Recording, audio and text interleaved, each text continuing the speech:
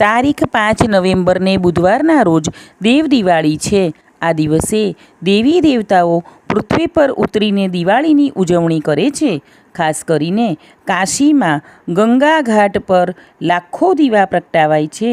તેથી આ દિવસ કાશીની દિવાળી તરીકે પણ જાણીતો છે।